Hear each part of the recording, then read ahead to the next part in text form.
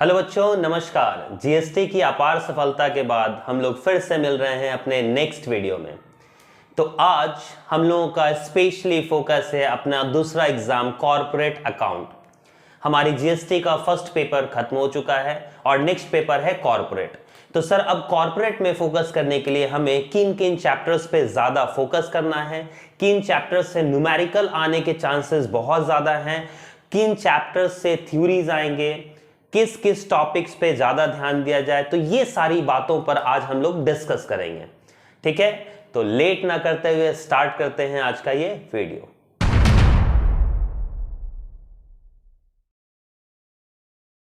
तो हमारा सबसे पहला चैप्टर है अमालगमेशन। याद रखोगे, अमालगमेशन से आपके थ्योरी या फिर क्वेश्चन न्यूमेरिकल में आने के चांसेस बहुत ज्यादा हैं। आपके मेनली दो चैप्टर हैं, अमालगमेशन और होल्डिंग। इन दोनों में से या तो एक या तो दोनों में से आने के चांसेस बहुत ज्यादा हैं। तो दोनों चैप्टर्स को बहुत अच्छे से करोगे, और क्योंकि बहुत हद तक दोनों सिमिलैरिटी रखते हैं, दोनों में सिमिलैरिटी है, बनाने का तरीका भी बिल्कुल भी कह सकते हो एक जैसा है, तो आप ये दोनों चैप्टर बहुत अच्छे से करें। तो मैं आज कोशिश करूंगा कि आपको अच्छे से इसके टॉपिक्स, इसके न्यूमेरिकल भी समझा पाऊं। तो स्टार्ट करते हैं आज सबसे पहला अमालगमेशन चैप्टर। सर अमालगमेशन का मतलब क्या होता है? When two or more companies एक साथ किसी स्पेसिफिक पर्पस के लिए जुड़ जाती है और न्यू बिजनेस स्टार्ट करती है, उसको कहते हैं अमालगमेशन। अगर दो कंपनीज या दो से ज्यादा कंपनीज आपस में साथ में मिल जाए, सर मिलने का मेन पर्पस क्या होता है? तो याद रखोगे, दो कंपनीज का आपस में मिलने का मेन पर्पस होता है कंपटीशन को कम करना। क्योंकि मान लो कि दो कंपनीज एक दूसरे से कंपटीशन कर रही है, तो दोनों की प्रॉफिट क्या है, मार्जिन बहुत कम हो जाएगी। क्योंकि ये सस्ते में बेचेगी, फिर ये सस्ते में बेचेगी, फिर ये सस्ते में, फिर ये सस्ते में, तो दोनों का मार्केट धीरे धीरे डाउन हो जाएगा। तो अब ये दोनों क्या कहती है कि चलो भाई, आज तक हम दोनों को कस्टमर्स ने लूटा है, अब हम लोग दोनों एक हो जाएं और मिलकर एक बिजनेस स्टार्ट करें। अब हम लोग कस्टमर्स को लूटेंगे। इसका एक छोटा सा एग्जाम्पल मैं बताना चाहूंगा। फॉर एग्जाम्पल, मान लो कि कंपनी ए है और कंपनी बी है। ठीक है, इन दोनों ने एक पेन जिसका कॉस्ट प्राइस है 10 रुपए बेचना स्टार्ट किया। मान लो ए ने बेचना स्टार्ट किया 15 में, अब बी कहता है मैं 14 में बेचूंगा, ये कहता है 13 में, ये कहता है 12 में। ऐसे करते करते ये लोग 11 रुपए में आ गए। समझ गए? अब ये भी 11 में बेच रहा है, ये भी 11 में बेच रहा, हो सकता है ये 10.5 में बेच दे, या हो सकता है ये उससे भी कम में बेच दे। तो कहीं ना कहीं दोनों को लॉस हो रहे हैं। ठीक है, बात आ गई समझ में? तो इन दोनों ने डिसाइड किया कि चलो भाई, हम लोग दोनों आओ चाय पर मिलते हैं, चाय पे चर्चा की जाए। दोनों बैठते हैं और बोलते हैं कि भाई सुनो, हम दोनों एक दूसरे से कंपटीशन कर रहे हैं, जिससे हम दोनों को लॉस हो रहा है। एक काम करते हैं, हम लोग दोनों आपस में मिल जाते हैं और हम लोग मिलकर बिजनेस करते हैं। ठीक है, इससे क्या होगा, ना तुम्हें लॉस होगा ना मुझे लॉस होगा। अब ये दोनों जो डिसाइड करते हैं कि चलो ठीक है, मिल लिया जाए। ध्यान से देखोगे, अब ए और बी कंपनी मिलकर एक नई कंपनी ए बी लिमिटेड का निर्माण करती है। एक नई कंपनी बन गई ए बी लिमिटेड। अब ये भी कंपनी ए बी लिमिटेड का प्रोडक्ट बेच रही है, ये भी कंपनी ए बी लिमिटेड का प्रोडक्ट बेच रही है। जहां वो प्रोडक्ट 11 रुपए का बेच रही थी, अब उसका दाम बढ़ाकर ये लोग कर देती है 18 रुपए। समझोगे? 18 रुपए। तो इसका कॉस्ट प्राइस कितना था, 10 रुपए, और बेच रही 18 रुपए, मतलब प्रॉफिट कितने का हो गया, 8 रुपए का हो गया। जहां प्रॉफिट मार्जिन 1 रुपए का था, वहां देखोगे हाथ मिलाने से प्रॉफिट मार्जिन कितने का हो गया, 8 रुपए का हो गया। अच्छा, अब कस्टमर आता है इसके पास, भैया कितने का? बोलता है 18 रुपए। बोलता है अरे वो तो 11 रुपए में दे रहा है, जाओ भैया बी के पास। अब बी भी तो वही प्रोडक्ट बेच रहा है ना, तो अब लोगे कहां से? दोनों तो वही सेम प्रोडक्ट बेच रहे हैं। तो यहां पर याद रखोगे, इसको कहते हैं अमालगमेशन, जब दो या दो से ज्यादा कंपनी आपस में जुड़ जाती है और एक नई कंपनी फॉर्म करती है। इसको बनाने का दो तरीका देखो, थ्योरीज में आप ये लिख सकते हो, इसका डेफिनेशन याद कर लोगे, मैंने समझा दिया। अब याद रखोगे, अमालगमेशन दो तरह से होता है, एक होता है प्योर अमालगमेशन और दूसरा होता है एब्जॉर्प्शन। प्योर अमालगमेशन मतलब ए लिमिटेड और बी लिमिटेड, ध्यान से देखोगे, A limited and B limited दोनों join together and form a new company A B limited. ठीक, ए और बी मिली और एक नई कंपनी बनाई ए बी लिमिटेड, या ऐसा भी समझ सकते हो, ए और बी मिली और बना दी कोई जेड लिमिटेड, एक नई कंपनी तैयार कर दी। ठीक, एब्जॉर्प्शन का मतलब क्या होता है, एक्स लिमिटेड जाकर किस में मिल गई, वाई लिमिटेड। यहां कोई न्यू एंटिटी नहीं है, दो कंपनी है, एक्स लिमिटेड है, वाई लिमिटेड है, लेकिन एक्स लिमिटेड पूरी तरह से जाकर मिल गई किसमें, वाई लिमिटेड। यहां न्यू कंपनी फॉर्म नहीं हुआ, ये होता है एब्जॉर्प्शन, एब्जॉर्ब कर लिया गया। ठीक है, इसको थोड़ा देहाती में समझते हैं, समझोगे ध्यान से। इसका मतलब एक कंपनी, दो company, example sir Vodafone idea, Vodafone idea दोनों मिलकर वीआई बना दी, वोडाफोन आइडिया मिलकर वीआई बना दी। समझ में आ गया, ये क्या हो गया, प्योर अमालगमेशन। अच्छा, जितने भी यूनिनॉर थे, टेलीनॉर थे, वो जाकर कहां मिल गए, एयरटेल में मिल गए, उनको एब्जॉर्ब कर लिया गया। अब यूनिनॉर और टेलीनॉर का कहीं नामो निशान नहीं है, अब किसका नाम है, एयरटेल का नाम है। तो उसने क्या किया, छोटी कंपनी को एब्जॉर्ब कर लिया, तो ये हो गया एब्जॉर्प्शन। समझ में आ गई, क्लियर है। तो दो तरह से अमालगमेशन किया जाता है, एक है प्योर और एक है एब्जॉर्प्शन। आगे का टॉपिक है A limited, A limited and B limited. ध्यान दोगे, A limited and B limited मिलकर क्या बना दी, मान लो सी लिमिटेड, ठीक है, या ए बी लिमिटेड, वॉटएवर। अब बात उठती है कि सर ए लिमिटेड और बी लिमिटेड दोनों जाकर मिल रही है या बिक रही है, तो ये कौन सी कंपनी हुई और ये कौन सी कंपनी हुई। ठीक है, तो याद रखोगे जो बिक रहा है वो ट्रांसफेरर, ट्रांसफेरर कंपनी, और जो खरीद रहा है या जिसमें जाकर मिल रहा है वो ट्रांसफरी कंपनी। ये आपको याद रखने हैं, ट्रांसफेरर कंपनी एंड ट्रांसफरी कंपनी। ठीक है, जो बिक रहा है या जो जाकर मिल रहा है वो ट्रांसफेरर कंपनी, और जो खरीद रहा है वो ट्रांसफरी कंपनी। इसमें आपको ये चीजें तो याद रखनी है, जैसे इसमें थ्योरीज में क्या पढ़ लेना है, अमालगमेशन क्या होता है, उसके फीचर्स क्या है, उसके इंपॉर्टेंस, उसके मेरिट्स और डिमेरिट्स, ये आपको पढ़ लेना अगर थ्योरीज में आता है तो। दूसरा पॉइंट आ सकता है इसके जर्नल एंट्रीज, बहुत ध्यान से इसकी जर्नल एंट्रीज पढ़ोगे, ट्रांसफेरर के बुक में और ट्रांसफरी के बुक में, दोनों के बुक्स में आपको कर लेने हैं। ठीक है, जिसमें दो तरह का नेचर बताया गया है। ठीक है, पहला नेचर बताया गया है नेचर ऑफ परचेज, और दूसरा बताया गया है नेचर ऑफ मर्जर।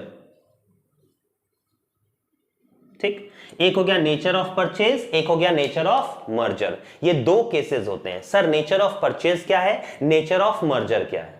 नाम से तो पता चल रहा है कि सर मर्जर मतलब मिल जाना, ठीक है, और परचेज मतलब एक ने दूसरे को खरीद लिया।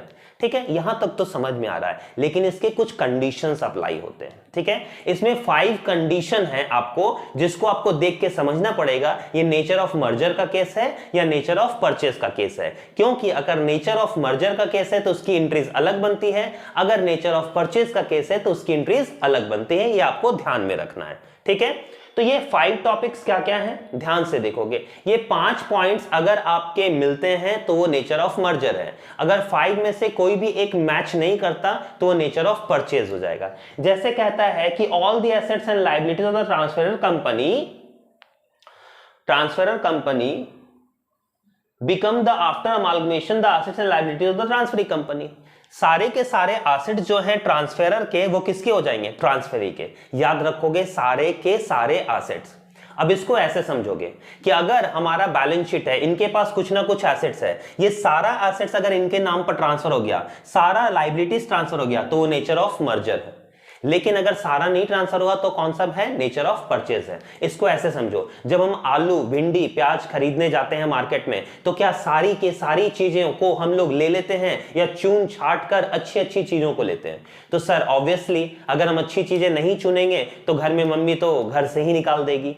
तो याद रखोगे जब भी हम कोई सामान खरीदते हैं तो हम चुन छाट कर अच्छी अच्छी चीजों को खरीदते हैं। जब भी कोई सामान खरीदते हैं चुन छाट कर खरीदते हैं। इट मींस दैट कि हम लोग जब भी परचेज का नेचर होगा तो हम सारे एसेट्स को नहीं लेंगे, कुछ कुछ चीजों को लेंगे।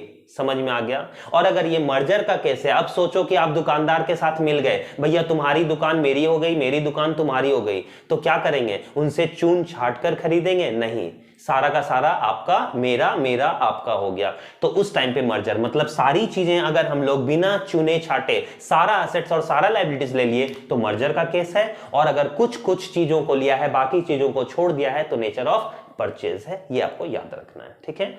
दूसरा कहता है कि शेयर होल्डर 90% शेयर होल्डर, देखो ये बिक रहे हैं ना, कंपनीज है सारी, इसमें शेयर होल्डर होंगे, ये आपने पढ़ रखा है शेयर्स, ठीक है, वो भी चैप्टर्स में थोड़ा बहुत डील कर दूंगा।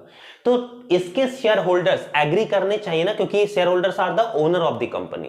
तो इसके अगर 90% शेयर होल्डर एग्री करते हैं कि हाँ हम अमालगमेट होना चाहते हैं, मिलना चाहते हैं नई कंपनी में, तो फिर ये मर्जर का केस है, और अगर डिनाई कर देते हैं तो ये परचेज का केस हो जाता है, ठीक है।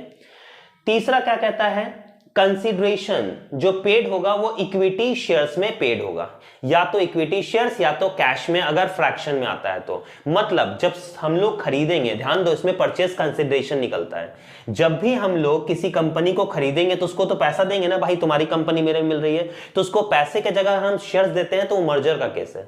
अगर पैसे के अलावा हम लोग डिबेंचर, शेयर्स वगैरह वगैरह बहुत सारी चीजें देते हैं तो फिर वो परचेज का केस है। तो ये सारी चीजें आपको ध्यान में रखनी है। अच्छा सर टू द पॉइंट बताएं, क्योंकि एग्जाम में बहुत दिन कम है, ध्यान से सुनोगे, ये सब आपको थ्योरीज में हेल्प करेगा लिखने में, ठीक है, आप बुक से पढ़ लोगे, मैंने समझा दिया।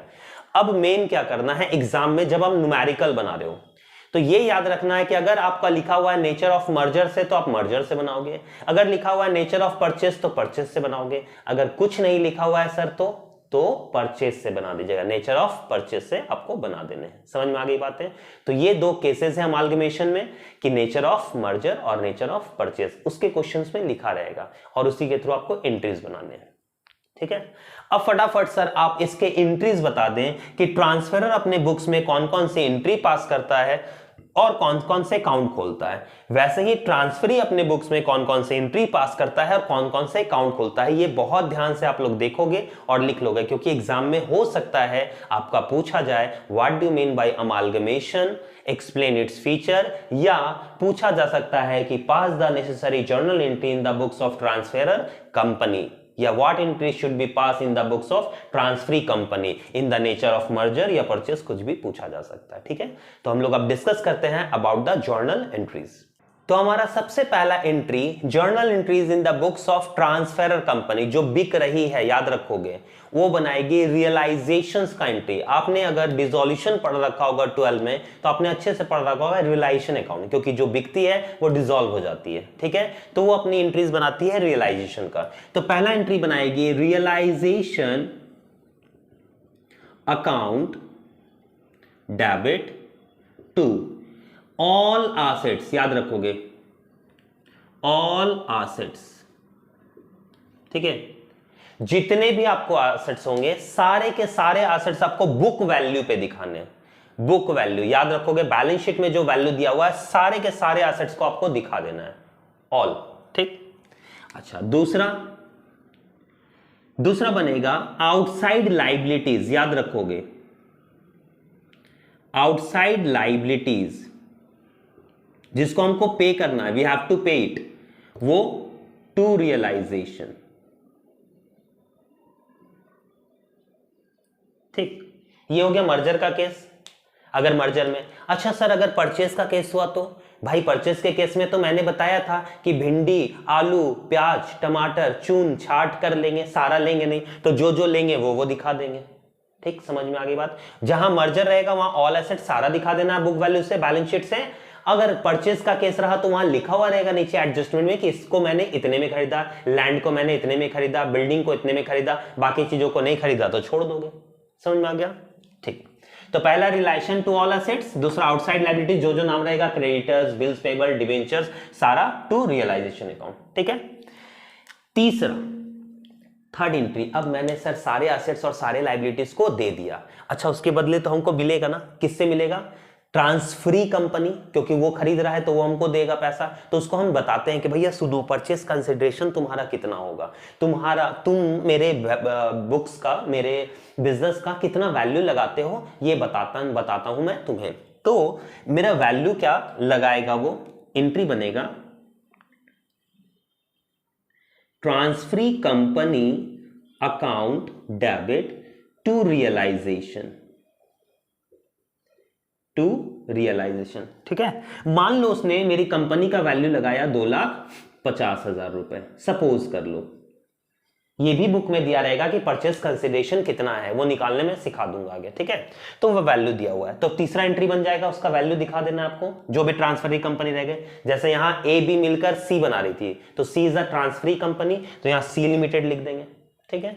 अच्छा, नेक्स्ट क्या बनेगा सर, इसके बाद जो ट्रांसफरी कंपनी है वो मुझे देगी, या तो कैश में देगी, या तो चेक देगी, या तो शेयर्स देगी, या तो डिबेंचर देगी, वॉटएवर जो भी दे। तो यहां एंट्री बना दोगे, next cash account debit, bank account debit. देखो ध्यान से ये एंट्रीज देख लो, हो सकता है कि सिर्फ एंट्री ही 16 मार्क्स में आ जाए आपका, कि सिर्फ एंट्री पास करो और 16 मार्क्स ले जाओ। तो ये अच्छा ऑफर है आपके लिए, एक में एक फ्री वाला ले जाओ। बैंक अकाउंट डेबिट, ठीक है। अच्छा, इक्विटी शेयर्स अगर बोल दिया सर कि इक्विटी शेयर्स दिया है तो वो, अगर सर प्रेफरेंस शेयर्स दिया है तो प्रेफरेंस शेयर्स, मतलब व्हाटएवर जो भी देगा वो सारा कुछ, और देने वाला कौन है, ट्रांसफरी कंपनी, ट्रांसफरी कंपनी, ठीक है। तो ये आपके हो गए 4 एंट्री। सबसे पहले आपको ये 4 एंट्रीज कर लेने हैं, समझ में आ गया। अच्छा सर, अब हम लोगों का कुछ ना कुछ खर्च होगा। हाँ, खर्च तो हो सकता है कि हम लोगों का खर्च हो, तो अगर खर्च होगा तो उसके लिए एंट्रीज क्या बनाएंगे, तो याद रखोगे अगर खर्च होगा तो उसके लिए बनाएंगे realisation account debit to cash या बैंक अकाउंट, अगर हम पेड कर रहे हैं तो। अच्छा सर, अगर यही खर्च एक्सपेंसेस मैं ना पेड करके ट्रांसफरी जो खरीद रहा है वही खर्च पे कर दे तो कोई बात नहीं, टू बैंक की जगह उसका नाम realisation account debit to transferee company, transferee company जैसे सी थी तो वहां सी लिमिटेड हो जाएगा, समझ में आ गया। तो ये आपको कर लेने हैं एक्सपेंसेस के लिए, ठीक है, फॉर एक्सपेंसेस। अच्छा सर, एग्जाम में जब एंट्रीज पास करने बोलेगा, सिर्फ एंट्री कि क्या एंट्री बनती है, तब कैसे बनाएंगे, क्या ऐसे ही बनाएंगे, नहीं, याद रखोगे आपको कॉलम खींचकर बनाने हैं, मतलब date, particular, LF, amount, amount, ये सारा कुछ कॉलम खींच लेना है, और इसको लिखकर नरेशन तो जानते ही हो, सबका नरेशन भी आपको करने हैं, ये आपके बुक्स में दिया हुआ है, सारा एंट्रीज दिया हुआ है, और नहीं तो आप यहां भी देख सकते हो, मेन एंट्रीज में आपको करवा दे रहा हूं कि ये एंट्रीज क्या बनती है, ठीक है। अब ये हो गया हमारा रिलेशंस एक्सपेंसेस के लिए। अच्छा, इसके बाद सर, अगर बाय द वे कोई एसेट्स है जो टेक ओवर नहीं किया गया, अगर सपोज कि वो टेक ओवर नहीं किया, ठीक है, और उसको हम लोग फिर सोल्ड आउट करेंगे, या कोई पार्टनर्स रहेगा या कोई कोवेंचर्स रहेगा वो टेक ओवर करेगा, तो याद रखो कि अगर कोई एसेट्स को नहीं बेचा गया है, मतलब नहीं टेक ओवर किया गया है बाय द ट्रांसफरी कंपनी, तो उसको हम लास्ट में फिर सोल्ड आउट करते हैं। अगर ऐसा क्वेश्चन आता है सोल्ड आउट, देखिए जनरली ऐसा क्वेश्चन नहीं आता, फिर भी अगर आ गया तो सोल्ड आउट करने के लिए क्या है, अच्छा बेचेंगे तो सर पैसा आएगा ना, कैश या बैंक अकाउंट डेबिट, हाँ सर, तो बैंक अकाउंट डेबिट टू क्या हो जाएगा, एसेट्स, जो भी नाम रहेगा, प्लांट, मशीनरी, फर्नीचर, जिसको बेचा गया वो हो जाएगा। अच्छा, ऐसा भी तो हो सकता है कि सारा लाइबिलिटीज को वो टेक ओवर ना किया हो, कुछ लाइबिलिटीज छोड़ दिया हो, तो लाइबिलिटीज को भी तो पे करना होगा, हाँ सर, तो उस टाइम पर क्या बनाएंगे, तो उस टाइम पर हम लोग पेमेंट करेंगे उसका, ठीक है, जितना भी हमारा सन्ड्री लाइबिलिटीज रहेगा उसको हम लोग पेड कर देंगे, याद रखिएगा।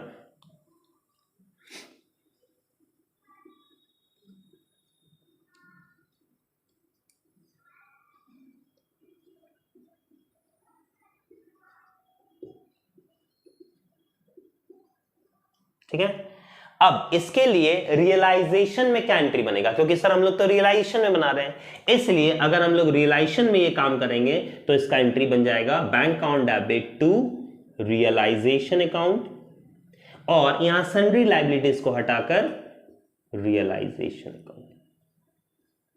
मैंने समझा दिया एसेट्स और लाइबिलिटीज के लिए, आप ध्यान रखोगे वहां एसेट्स और लाइबिलिटीज नहीं लिखना है, वहां क्या लिखना है, रियलाइजेशन, ताकि आपको पता चल जाए ये एसेट्स का था, ये लाइबिलिटीज का था, ठीक है।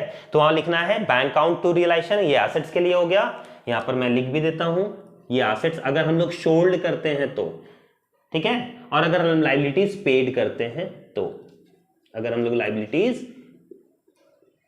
पेड करते हैं तो, ठीक, समझ में आ गई बात। अच्छा, इसके बाद सर और क्या एंट्रीज बनेगी, तो अब लास्टली क्या है, हमने सर सारा एसेट सारा लाइबिलिटीज ट्रांसफर कर दिया, अच्छा बचा कुछ अभी बेच दिया, जितना खर्चा था वो भी हो गया, अब क्या बचता है, अब बचता है सर सारे शेयर होल्डर्स को बुलाना और बोलना कि भैया शेयर होल्डर्स तुम लोग बताओ तुम्हारे कितने पैसे निकलते हैं।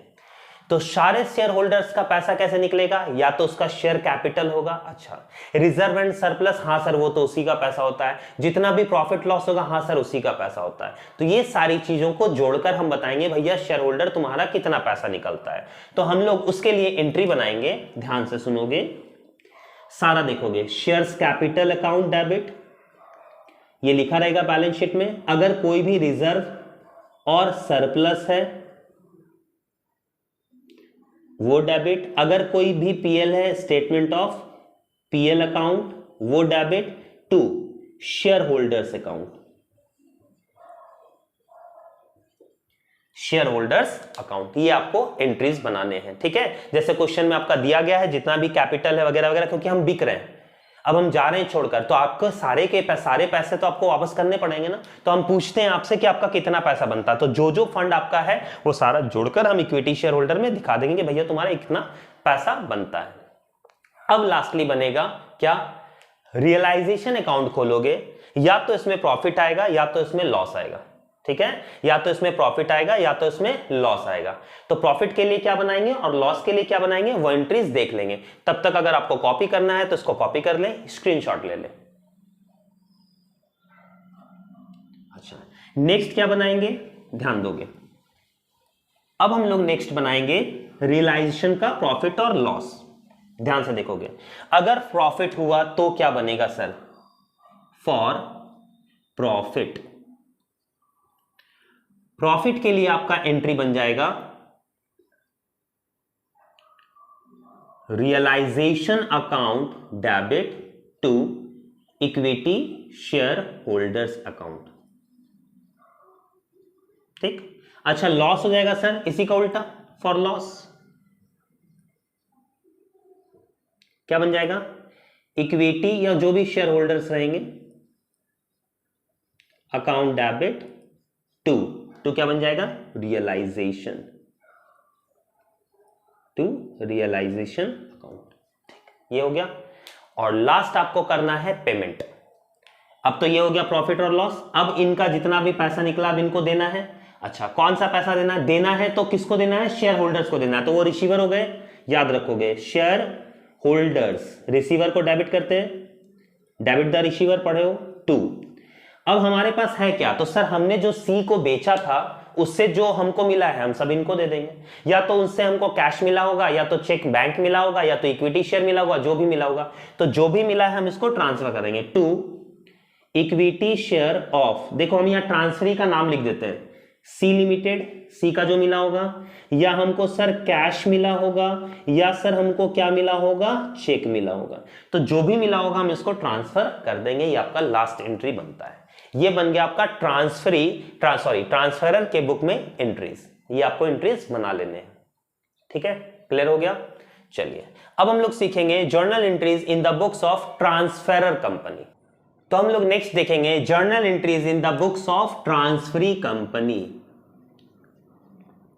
ट्रांसफरी कंपनी जो खरीद रही थी, सपोज सी लिमिटेड, एक सी लिमिटेड जो है जो खरीद रही है, सबसे पहला वो एंट्री क्या बनाएगी, ध्यान दोगे, वो बनाएगी business purchase account debit to liquidators of, या तो ए लिमिटेड है मान लो, अगर ए को खरीदा तो सिर्फ ए लिखेगा, या तो मान लो बी को भी खरीदा है तो लिक्विडेटर्स ऑफ बी लिमिटेड। ठीक है, अगर दो खरीद रही है तो दोनों का लिख देगी। ए को जितने में खरीदी थी, जैसे 2.5 लाख रुपए में खरीदी थी, उसका 2.5 लाख रुपए लिख देगी। बी को 2 लाख में खरीदी थी, सपोज दैट 2 लाख लिख देगी। ठीक है, दोनों मिलाकर ये कितना हो जाएगा, 4,50,000। तो ये पहला एंट्री बनाएगी बिजनेस परचेज का, जिसमें परचेज कंसिडरेशन दिखाना है। ठीक है, नेक्स्ट अब हम लोग नेक्स्ट क्या बनाएंगे, इसके बाद हम लोग दिखाएंगे, क्योंकि ये खरीद रही है सी, इसके पास सारे एसेट्स और लायबिलिटीज आएंगे, तो जितने भी एसेट्स आएंगे, ऑल एसेट्स, जो भी एसेट्स इसने खरीद रखा है, जिस वैल्यू पर खरीद रखा है, सारा का नाम, कैश अकाउंट, बैंक अकाउंट, ये सारा फलाना ढकाना सब, टू जितना भी लायबिलिटीज होगा वो लिख देना है टू। अब आपको लिखना है जितना भी हम लोगों ने बिजनेस को खरीदा, बिजनेस परचेज, बिजनेस परचेज। मान लो कि मैं सिर्फ एक का ही बताऊं, अगर ये दोनों का है तो 4.5 लाख। अच्छा देखो, ये भी चीज याद रखनी है, अगर एक कंपनी है तो एक का तो सारा एसेट्स और लायबिलिटीज। अच्छा, दो कंपनी को अगर खरीद रहा है तो दोनों का ऐड करके, क्योंकि दोनों का बैलेंस शीट आपको दिया रहेगा। आप क्वेश्चन बनाए होंगे तो पता होगा, नहीं बनाए हो तो बुक खोल कर देखें, इलस्ट्रेशन देख लें, आपको ज्यादा हेल्प हो जाएगा कि ए का बैलेंस शीट अलग दिया होगा, बी का बैलेंस शीट अलग दिया होगा, और दोनों को खरीद रहा है मतलब दोनों का एसेट्स को जोड़कर आपको दिखाने हैं, दोनों का लायबिलिटीज को जोड़कर आपको दिखाने हैं। ठीक है। अच्छा, इसके बाद और क्या दिखाना है सर, याद रखोगे इसमें अगर पीएल वगैरह है तो आपको दिखा देना है स्टेटमेंट ऑफ पीएल। अगर आपका डिबेंचर्स है तो वो भी दिखा देना है डिबेंचर्स। मतलब जितने भी लायबिलिटीज हैं कैपिटल को छोड़कर वो सारी के सारी चीजों को दिखा देना है, क्योंकि ये मर्जर का केस है, हम सब कुछ ले जाएंगे। समझ में आया ना, मेरी सारी दुकान आपकी हो गई, आपकी सारी दुकान मेरी हो गई, आपका सारा पैसा मेरा हो गया, मेरा सारा पैसा आपका हो गया, तो सब कुछ दिखा देंगे कैपिटल को छोड़कर। समझ में आ गया। सारा कुछ दिखाने के बाद अब याद रखोगे या तो आपका डेबिट साइड कम आएगा या तो आपका क्रेडिट साइड कम आएगा, एक साइड दोनों में कम आएगा। तो अगर आपका डेबिट साइड कम आता है तो यहां भी लिख देंगे हम लोग जनरल रिजर्व, ये बैलेंसिंग फिगर आएगा, या क्रेडिट साइड कम आता है तो भी यहां लिख देंगे जनरल रिजर्व अकाउंट।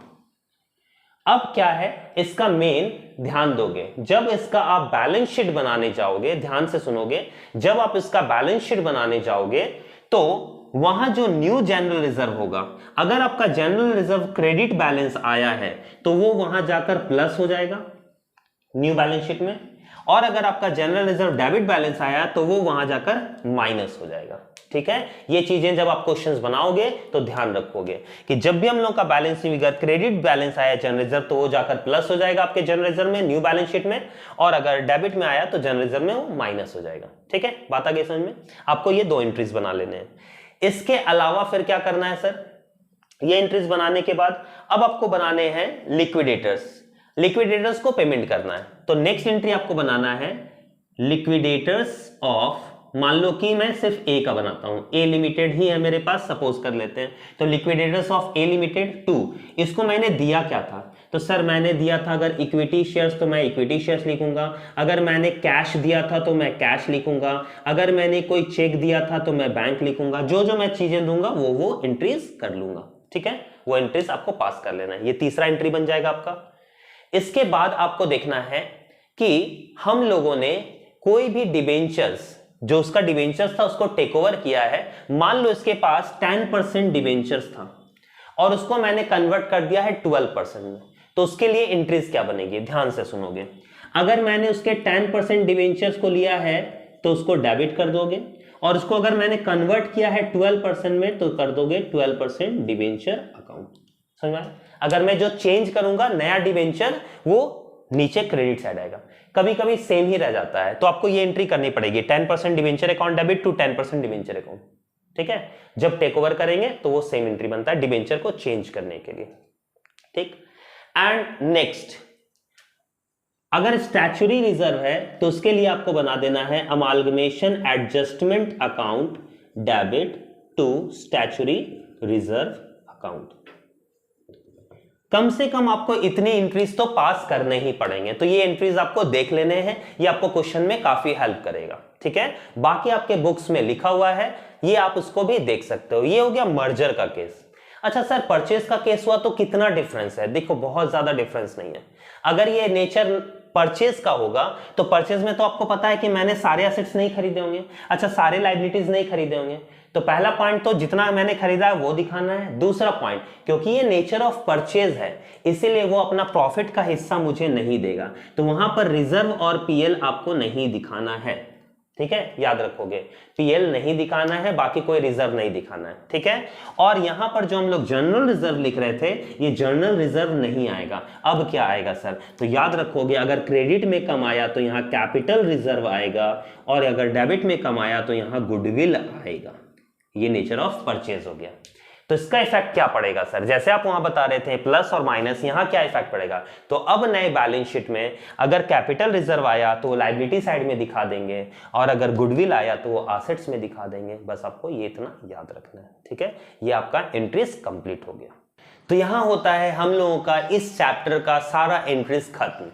इसके बाद हम लोग स्टार्ट करेंगे अपने न्यूमेरिकल्स को।